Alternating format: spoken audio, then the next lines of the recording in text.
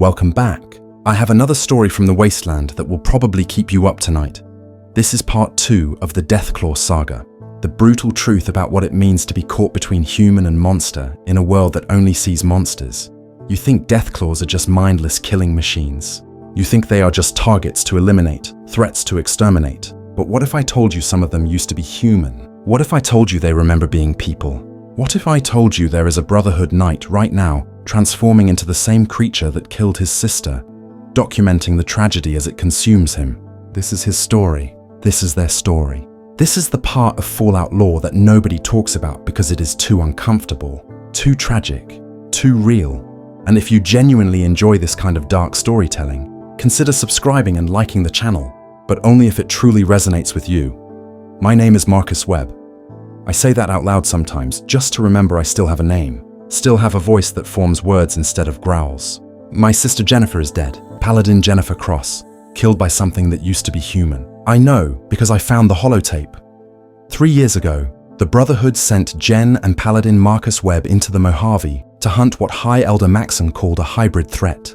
They never came back. Command wrote them off as casualties of Wasteland engagement. Filed the reports, moved on, but I couldn't move on.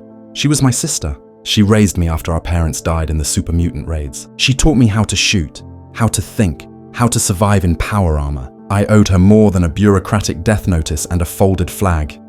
So I went looking. Against orders, against protocol, against every bit of common sense that keeps Brotherhood knights alive past their first year. I tracked their last known coordinates to a collapsed bunker system near Hidden Valley. Took me 8 months to find the right entrance. Took me another week to work up the courage to go inside.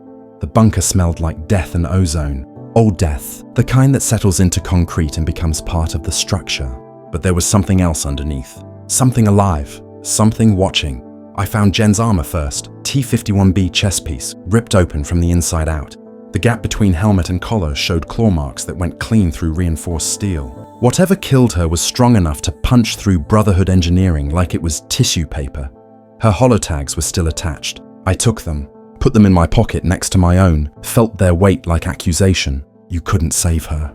You weren't there. You're still alive and she's scattered bones in a forgotten hole. The holotape was nearby, old military issue, pre-war design, half buried in dust. I almost didn't take it. Part of me didn't want to know.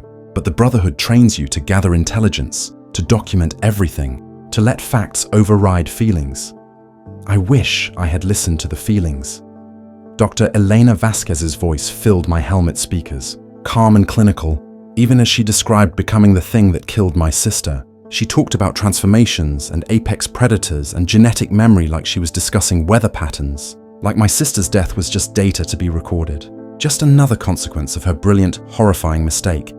But here is what broke me.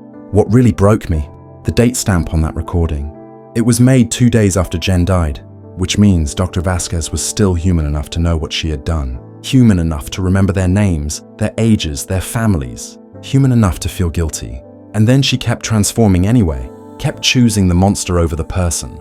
I left the bunker planning to hunt her down, find whatever she had become and put a plasma round through its skull. Simple revenge, simple justice, the Brotherhood way. But something stopped me at the entrance. A sound. No, not a sound. A feeling. You know that sensation when you are being watched? When every instinct screams that there is something behind you, something patient, something that could kill you before you even turned around. I turned anyway, saw nothing, just Mojave darkness and the distant glow of New Vegas on the horizon. But the feeling did not go away. It followed me back to Hidden Valley, followed me through 3 different settlements, followed me all the way to the Citadel in the capital Wasteland, where I finally requested reassignment. Geographic distance did not help. The feeling came with me. That was 3 years ago. Since then, I have been hunting Deathclaws, not for the Brotherhood, not officially, but scribes talk, rangers share reports, and caravan guards remember things. I've been collecting stories about unusual Deathclaw sightings, ones that do not match standard behavioral patterns, ones that show signs of human intelligence, human planning, human cruelty. There are more hybrids out there. Has to be. Vault-27 had 23 successful transformations, according to Dr. Vasquez's recording. She was one. Where are the other 22? What happened to the Vault after she left? Did they all lose themselves like she did? Or are some of them still fighting, still trying to hold on to their humanity while their bodies betray them cell by cell? The Brotherhood does not track this. They should, but they do not. To them, a Deathclaw is a Deathclaw. Kill on sight, exterminate the species. Elder Maxon's policy is clear. No exceptions, no hesitation, no mercy. But how do you exterminate something that used to be human? How do you justify killing someone who did not choose to become a monster? I found the first hybrids 6 months after Jen's death. Settlement called Hopeville, or what was left of it after the divide tore through.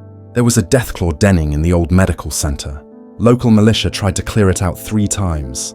Lost 12 people, so they hired me. Brotherhood Knight, experienced Deathclaw hunter, reasonable rates. I accepted because I needed the caps, and because something about their description felt wrong. Deathclaws do not den in medical centers. They prefer natural structures, caves, quarries, places with multiple exits and good sight lines. But this one had deliberately chosen a building full of pre-war medical equipment, had arranged the examination tables in a circle like it was preparing for surgery, had collected holotapes and medical journals, stacked them in careful piles that showed understanding of organization. I found it in the basement, 10 feet tall, scales dark as old blood, claws that could shred power armor. But it was not attacking. It was reading, well, trying to read, holding a pre-war medical textbook in claws too large for the pages, head tilted in that gesture Dr. Vasquez had described. Consideration, remembering, trying to hold on to something human. When it noticed me, it did not charge. It spoke. The voice was wrong, pushed through a throat built for roaring, but the words were clear. Help me, please, I'm forgetting. I do not want to forget. I should have killed it right there. Mission protocol, settlement contract, basic survival instinct. Instead, I asked its name. It took 3 tries to answer. The sounds kept coming out as growls, as frustrated snarls, before finally forming syllables. David, Dr. David Chen, Vault 27. Please help me remember who I was. We talked for 6 hours, or I talked and it listened, and sometimes managed responses. Dr. Chen had been a Vault physician, one of the original Deathclaw project researchers like Dr. Vasquez. The transformation took him slower than the others. He fought it longer, documented everything, tried to find a cure using the medical center's remaining equipment. But you cannot cure what the FEV rewrites into your DNA. You can only delay, postpone. Watch yourself disappear one human thought at a time. He knew about Jen, remembered her, had been there when Dr. Vasquez killed her, tried to stop it, but the alpha personality was too strong, the predator instinct too deep. He carried that guilt like I carried her holotags. 2 people mourning the same death from opposite sides of the species barrier. I did not kill him. I should have. Brotherhood oath demanded it, but I could not execute something that still said please, that still remembered its name, that still cried when talking about the people it had killed. So I left, told the settlement militia the Deathclaw was gone, collected my payment, and ran like the coward I am. Have you ever wondered which of the Wasteland's corruptions would claim them first? Drop your theories in the comments. I need to know I'm not alone in thinking about this. 3 months later, I heard Dr. Chen had been killed by NCR Rangers. They found him trying to help a caravan under raider attack, saw a Deathclaw charging towards screaming civilians, and opened fire. Standard procedure. Correct procedure. He died trying to save people, and they killed him for looking like a monster. The caravan survived though. That counts for something. Maybe. After that I started finding them everywhere. A Deathclaw in the Commonwealth that only hunted super mutants. Like it remembered being human and hated what the FEV created. One near the pit that had covered its den walls in pre-war family photographs. None of them its own family, just images of what humanity used to look like. Another in New Reno that the local crime families had nicknamed the Judge because it only killed raiders and slavers, left everyone else alone, even protected locals sometimes, though it would not let anyone get close. The pattern was clear once you looked for it. Vault 27's survivors had scattered across the wasteland, each trying to hold on to humanity in their own way. Some fought it like Dr. Chen. Others embraced it like Dr. Vasquez. But all of them were trapped in bodies that made them targets, with minds that were slowly erasing everything they had been. I started documenting them, recording their locations, their behaviors, their last known human thoughts, building a database the Brotherhood would never see because the Brotherhood would just use it as a kill list. These were not just monsters. They were victims of Vault-Tec experimentation, of military ambition, of a world that turned people into weapons and then abandoned them when the war ended. But documentation was not enough. I needed to understand what they were going through, needed to see it from their perspective. So I did something stupid, something that would get me executed if the Brotherhood ever found out. I went to Vault 27, the place where it all started, where Dr. Vasquez and Dr. Chen and 21 others stopped being human and started becoming something else. The vault entrance was buried under 20 years of sand and debris. Took me 4 days to dig it out alone. Could not risk bringing help. Could not explain to anyone why I needed to break into a classified facility that officially did not exist. The door mechanism still worked somehow. Pre-war engineering built to last centuries. I heard the hydraulics groan to life and felt that cold vault air rush out like a dead man's final breath. The smell hit me first. Not decay exactly. Something chemical. Antiseptic mixed with copper and that distinctive scent of FEV exposure that every Brotherhood scribe learns to recognize. The emergency lighting was still functional. Dim red strips along the floor, casting everything in shades of blood and shadow. My helmet's radiation counter clicked steadily. Nothing fatal, but enough to know I could not stay here long without consequences. The atrium looked normal at first. Vault-Tec standard design. Registration desk. Propaganda posters about rebuilding America. A skeleton still sitting in the security chair. Uniform rotted away, but the badge still readable. Chief of Security Thomas Rourke died at his post. Gun still in his bony hand pointed at the interior door. Whatever he was trying to keep out had come from inside. The vault's mainframe was still running.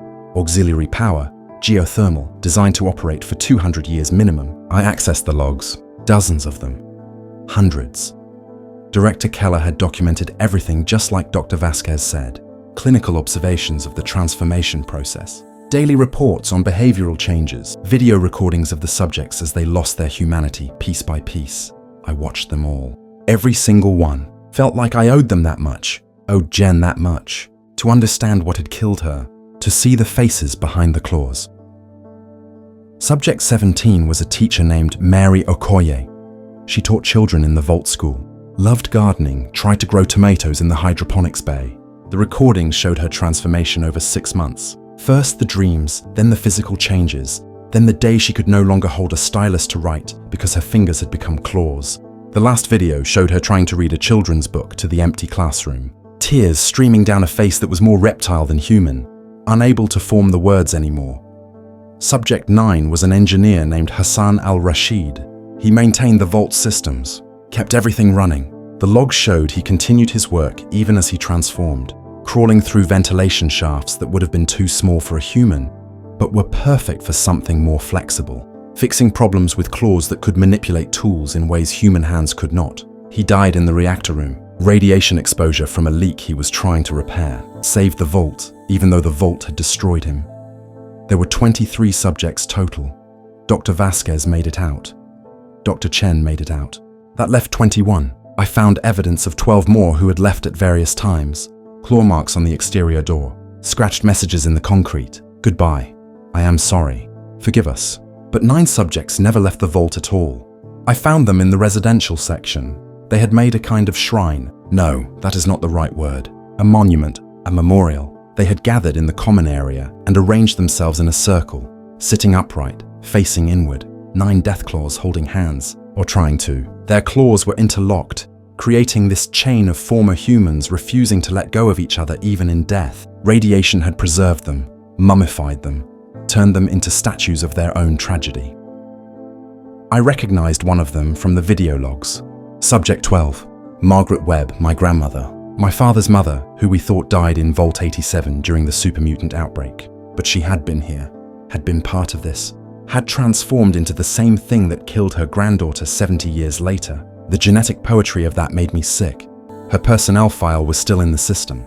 She had been a geneticist, one of the original Deathclaw project scientists. She knew what was in the Vault's food supply, knew what Director Keller was doing, and she did not stop it, did not warn anyone, just documented the results as her colleagues and friends transformed around her. As she transformed herself, the file included a final message, text only, typed with fingers that could still manage a keyboard.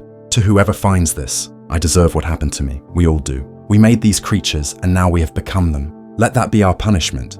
Let that be our legacy. But please, if you find any of us out there in the Wasteland, remember we were human once. Remember we had names and families and dreams before we became nightmares. That is all I ask. That you remember. I sat in that circle of dead hybrids for 3 hours. My grandmother's skeletal claw was still reaching toward the Deathclaw next to her. Still trying to hold on, still trying to maintain some human connection, even as everything human burned away. The Brotherhood had trained me to see Deathclaws as threats to be eliminated. But sitting there, I could only see victims. People who had been betrayed by their own government, their own scientists, their own bodies. That was when I noticed the medical wing door was open. Fresh scratches on the frame. Recent. Someone had been here. Something had been here. I drew my laser pistol and moved toward the opening. Every tactical instinct screaming at me to call for backup, to retreat, to not investigate alone.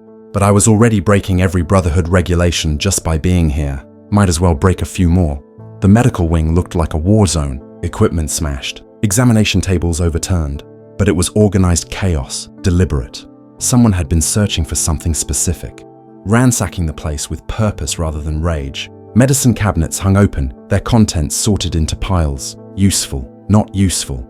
The distinction required judgment, required intelligence. I found the hybrid in the pharmacy vault. 8 feet tall, scales the color of old brass, crouched over a pre-war terminal trying to access the medication database. It did not notice me at first. Too focused on the screen, claws tapping keys with surprising delicacy. I watched it work, saw the frustration when words would not come, watched it try 3 times to spell a simple drug name before getting it right. Then, it caught my scent. Spun around fast defensive posture, claws raised, but it did not attack. Just stared at me with eyes that held too much intelligence and not enough humanity. Waiting. Calculating. I could almost see the thoughts moving behind those eyes. Threat assessment. Fight or flight. Human with gun. Human in power armor. Dangerous, but also human. Maybe reasonable, maybe. I holstered my weapon. Stupid decision. Suicidal decision. But I did it anyway. Raised my hand slowly. Palms out. Universal gesture of peace. The hybrid tilted its head. That consideration gesture. Then it did something that made my blood freeze. It reached up and tapped the side of its skull 3 times, deliberate, then pointed at me, then back at itself. I understood. It was asking if I was like them, if I was a hybrid, if I had been exposed to what they had been exposed to. The answer should have been no, should have been simple. But standing there in that vault, breathing air thick with FEV particles, touching surfaces contaminated with decades of genetic corruption, I realized I did not know. How long does exposure take? How much is enough? Did I doom myself the moment I opened that vault door? The hybrid seemed to read my uncertainty, made a sound. Not quite a growl, almost like a laugh. Dark, bitter. Then it turned back to the terminal and kept working. Dismissal or acceptance, either way, it was not treating me as a threat anymore. Just another victim of Vault 27's experiment. Just another future monster waiting to happen. I should have left then. Should have sealed the vault and scrubbed myself down and prayed the Brotherhood's decontamination protocols were enough. But I stayed, watched it work, and after 20 minutes it succeeded. The medication database opened. It scrolled through entries until it found what it was looking for. A pre-war drug, experimental, designed to slow FEV integration in early-stage subjects. Success rate was 12%, but 12% was better than 0. It took the entire remaining supply. 40 doses, carefully packed them into a pre-war medical bag it could carry. Then it looked at me again, extended one claw. On it was a holotape, fresh recording. It wanted me to take it. I did, do not know why. Maybe curiosity. Maybe because I recognized something in its eyes. Desperation. Hope. The same thing I saw in Dr. Chen before the Rangers killed him. The hybrid left through the vault's emergency exit. I let it go. Added it to my private database as subject unknown. Location Vault 27, status active. Searching for a cure that probably does not exist. Just another tragedy in a wasteland, built from tragedies. I played the holotape on my way back to the surface. The voice was wrong, distorted, pushed through vocal cords designed for roaring, not speech. But the words were clear enough. My name is Sarah Reeves. I was a chemist. Vault 27. Been fighting the transformation for 19 years. Almost out of time. Almost out of me. If you find this, if you are listening, please know I tried. We all tried. Some of us are still trying, still fighting to stay human, even when our bodies insist we are monsters. That has to count for something. That has to matter. If you had their power in the Wasteland, would you choose NCR, Brotherhood, or stay neutral? Tell me in the comments. I will be reading them. I made it back to Hidden Valley and went straight to decontamination. Full scrub down, radiation flush, chemical bath. Everything by the book. The medical officer cleared me. No signs of FEV exposure, no indication of genetic corruption. Clean as Brotherhood standard allowed. But I did not feel clean. I felt marked, changed. Like something in that vault had reached inside me and planted seeds that would grow whether I wanted them to or not. That was 2 months ago. Since then, I have been experiencing symptoms. Nothing physical, not yet. But my dreams changed. I dream about running on all fours through the wasteland, about hunting radstags with nothing but claw and fang, about seeing the world through heat signatures and motion tracking, about being strong enough to tear through steel and fast enough to outrun bullets. The same dreams Dr. Vasquez described. The same dreams that came before the transformation. I have not reported this, have not told anyone. What would I say? That I might be turning into the same thing that killed my sister? That I am becoming a monster? The Brotherhood would execute me immediately. Mercy killing. Quick plasma bolt to the brain before I could hurt anyone. Standard protocol. Correct protocol. But I am not ready to die yet. Not when there are still 20 hybrids out there trying to hold on to their humanity. Not when there might still be a cure. So I keep hunting Deathclaws for the Brotherhood. Keep filing my reports. Keep acting normal. But at night, I track down the hybrids. Talk to them when I can. Document their struggles. Collect their stories before they forget how to tell them. Building a record of people the Wasteland wants to forget. People who deserve to be remembered as more than monsters. Sarah Reeves was right. Fighting to stay human when everything tells you to become a monster has to count for something. Has to matter. It has to. The Brotherhood sent me to the Commonwealth 4 weeks ago. Routine Deathclaw extermination contract. Settlement near Sanctuary Hills reported a lone Deathclaw that kept approaching their walls but never attacking. Just watching, just waiting. Command figured it was scouting for a pack, sent me to eliminate the threat before it became a massacre. I knew what it was before I even saw it. The behavior pattern matched Subject 14 from Vault 27. Elizabeth Morse, former Vault teacher. She specialized in history, taught children about the old world, about what America used to be before the bombs. Her transformation logs showed she fought harder than most, kept teaching even when she could barely speak, wrote lessons on the walls of her quarters with claws when her hands stopped working. I found her on the 3rd night. She was sitting on a hill overlooking Sanctuary, not hunting, not hiding, just sitting there watching the lights in the settlement windows, the way a person watches home from far away, the way someone watches a life they can never have again. When she noticed me, she did not run, did not attack, just kept sitting there like she had been expecting me. I sat down next to her, did not draw my weapon, did not call it in, just sat there in the darkness with a Deathclaw that used to be human. We stayed like that for an hour, silent. Then she made a sound, low and mournful. Not quite speech, but close enough. I understood anyway. She was lonely. 20 years of transformation. 20 years of watching humanity from outside. 20 years of being the monster in every story settlers told their children. And she was so tired of being alone. I told her about the others. About Dr. Chen trying to help caravans. About Sarah Reeves searching for a cure. About the 9 who chose to die together rather than lose themselves completely. About my grandmother who had helped create them and then became them. Elizabeth listened.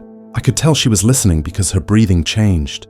Because she leaned slightly toward me like students lean toward teachers when the lesson matters. Then I told her about my symptoms, about the dreams, about waking up with dirt under nails that had grown too long overnight, about forgetting human words sometimes, my mind translating everything into prey patterns and territory markers, about being terrified that I was becoming what she was, what they all were. Elizabeth stood up then, extended one claw toward me, gentle, careful, touched my chest plate right over my heart. The metal dented slightly under the pressure. She could have punched through, could have killed me easily. Instead, she pulled back and made another sound. This one almost like words, like she was trying so hard to form language one more time, to tell me something important before speech left her forever. It took 5 tries. The sounds kept breaking apart into growls and hisses, but finally she managed it. Run while you still can. Before you become this, before you lose everything, run. Then she turned and walked away into the darkness. I let her go. Filed a report saying the Deathclaw had moved on to another territory. Recommended surveillance but not engagement. The Brotherhood accepted it. They always accepted my reports. Trusted my judgment. Did not know I was lying to protect the things I was supposed to kill. That was 3 weeks ago. The symptoms are accelerating now. My bones ache at night. feel like they are trying to reshape themselves. My skin itches constantly, wants to thicken into scales. Food tastes wrong. Normal food. But raw meat smells incredible. Smells like purpose. My vision shifts sometimes, overlaying heat signatures on top of normal sight. I can hear heartbeats from across rooms, can smell fear on people before they even know they are afraid. I know what is happening. The FEV exposure in Vault 27 was enough, just barely enough. Slow acting but inevitable. In 6 months, I will be like Elizabeth, like Dr. Vasquez, like all of them. Another hybrid caught between human and monster. Another victim of Vault-Tec's experiment. Another Deathclaw that remembers being a person. I could tell the Brotherhood. Could request immediate termination. Go out as a human, as a soldier, with my name and rank and honors intact. But I keep thinking about what my grandmother wrote. Remember we were human once. Remember we had names. And I keep thinking about all the hybrids out there fighting alone, trying to hold on to humanity, with no one to witness their struggle, no one to remember them as people. So I made a choice, a stupid choice, a choice that will probably get me killed or worse. I am going to find them, all of them, every remaining Vault 27 survivor, document their stories while I still can, while I still have human hands that can type, human voice that can record, human mind that can understand what they are going through, build a complete record before I become part of it. I started with Sarah Reeves, tracked her to a hidden bunker in the glowing sea. The radiation there is so intense that normal humans die in minutes. But for hybrids it is almost comfortable. The FEV mutations protect against radiation damage, turn poison into sustenance. She had set up a laboratory in the ruins of an old research station, was still working on a cure, still trying after 19 years. She had aged, but not like humans age. The transformation preserves you in some ways, locks you into whatever stage of corruption you have reached. She was maybe 60% Deathclaw, could still use tools, could still speak in broken sentences, could still think in abstracts and theories. But she was losing ground. Each day a little less human, each night a little more monster. I helped her for 2 weeks, collected samples, ran tests, documented everything. The cure was impossible. We both knew it. The FEV rewrites DNA at a fundamental level. You cannot undo that, cannot reverse it, can only slow it down. But slowing it down meant more time, more days of being yourself, more chances to say goodbye to who you were. That was worth something. That had to be worth something. Sarah gave me the locations of 4 other hybrids, ones she had been in contact with over the years, ones still fighting, still trying. I found them one by one. Subject 7, Subject 19, Subject 22, Subject 3, each one a tragedy, each one a person trapped in a body that broadcast monster to everyone who saw them. Subject 7 was a soldier named James Kowalski. He had fought in the Anchorage campaign before the war. Purple Heart, Medal of Honor. Vault-Tec recruited him as security. Now he spent his time protecting caravans from raiders. Never got close enough to be thanked. Never let anyone see him as anything but a threat. But he saved lives anyway. Saved them because that was what soldiers did. Because his body had changed, but his duty had not. Subject 19 was twins. Maria and Rosa Delgado. They transformed together. Stayed together. Built a den in the ruins of their childhood home. Covered the walls with family photos they could barely remember. Sat together every night and tried to recall their parents' names. Their own names, tried to hold on to identity even as it slipped away like water through claws. Subject 22 was a child. Had been a child, 10 years old when the transformation started. Now something timeless and wrong. The FEV had warped a growing body into something that should not exist. Too small to be a proper Deathclaw. Too mutated to be human. It lived in subway tunnels, avoided everyone, communicated through scratched symbols on walls. Mathematics. The child had been good at mathematics, still was, spent its time solving equations in the darkness, because numbers do not care what body holds them. Subject 3 would not tell me its name, had forgotten it years ago, but it remembered being a parent, remembered children, spent its time watching human settlements from far away, watching parents play with their kids, watching families that would scream and run if they ever saw what was watching them. It asked me once if I thought its children were still alive somewhere. If they remembered it, if they knew their parent had become a monster trying to save the world. I did not have an answer, still do not. Each hybrid gave me messages to carry to the others. Proof they were not alone, proof someone else was still fighting. I became a messenger between monsters, a courier of hope in a hopeless situation. And with each visit, with each story, with each tragedy, I felt my own transformation accelerating. Like being near them triggered something. Like recognizing your own kind speeds up the process of becoming it. My last visit was to Dr. Vasquez. Took me 3 months to find her. She had gone deep into the divide, into territory so dangerous that even NCR rangers would not follow. The radiation storms there could strip flesh from bone. The tunnelers could drag you underground before you even knew they were there. But for a Deathclaw, it was just another Tuesday. She had changed since her last recording. 70% transformed now, maybe 80. Speech was almost impossible. Took her 20 minutes to form simple sentences. But her eyes still held intelligence, still held awareness, still held the terrible knowledge of what she had done and what she had become.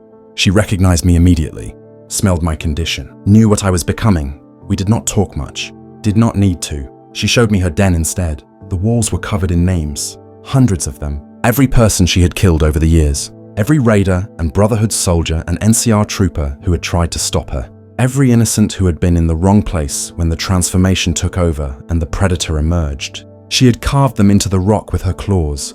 Memorial, confession, penance. Jennifer Cross was there, my sister. Dr. Vasquez touched the name with one claw, gentle, reverent. Then looked at me with eyes that said, "I am sorry," louder than words ever could. I forgave her, do not know why. Maybe because I understood now. Maybe because in 6 months I would be carving my own list of names into stone walls. My own victims, my own failures. She gave me something before I left. A holotape, the last one she would ever make. Her final testimony. She could barely work the recorder. Claws too large for the buttons. But she managed, always managed. Scientists solve problems even when they become the problem. I am listening to it now, recording my own response, creating a dialogue between monsters. Her voice is almost gone. Mine is starting to break. Soon neither of us will have human speech. Soon we will just be Deathclaws, just creatures, just things that settlers hunt, and Brotherhood soldiers exterminate, and nobody remembers we're ever people at all. But we were people. Our people, still people even as we stop being people. The contradiction does not make sense, but it is true anyway. That is what makes it tragedy, instead of just horror. Dr. Vasquez's final message was simple. She found all 21 remaining hybrids, confirmed their status. 7 are dead now, killed by humans who never knew they were killing victims, not monsters. 14 are still alive, still fighting, still trying to hold on to something human in bodies that reject humanity. She wants them all to know they are not alone, wants someone to remember them, wants their stories told before the stories disappear forever. So I am telling them, recording everything while I still can. My hands are shaking now. Not from fear, from the bones reshaping themselves. I can feel it happening, can feel my skeleton restructuring for strength instead of dexterity, for claws instead of fingers, for killing instead of creating. Soon I will not be able to type, soon I will not be able to speak. Soon I will just be another Deathclaw in the Wasteland, and someone else will hunt me, and they will never know I had a name. Marcus Webb. I was a Brotherhood knight. I was a brother. I was a son. I was a grandson to a woman who became a monster. Now I am becoming one too, but I am choosing to believe that fighting it matters, that documenting it matters, that remembering matters even when everything else is lost. To whoever finds this, to whoever is listening, the Deathclaws in the Wasteland are not all mindless killers. Some of them were human once. Some of them still are in the ways that count. They are victims of Vault-Tec experimentation, victims of military ambition, victims of a world that turned people into weapons and then punished them for being dangerous. They deserve to be remembered. They deserve to have their names spoken. They deserve to be mourned as people not celebrated as trophies. This is my final recording as Marcus Webb. Tomorrow I will be something else. Something that might kill you if we meet. Something that will look like a monster, because that is what I am becoming. But underneath the scales and claws and predator instinct will be the memory of a man who loved his sister, who tried to understand instead of just destroy, who chose to bear witness even as he became what he witnessed. That has to count for something. That has to matter. Remember us. Remember we were human once. That is all I ask.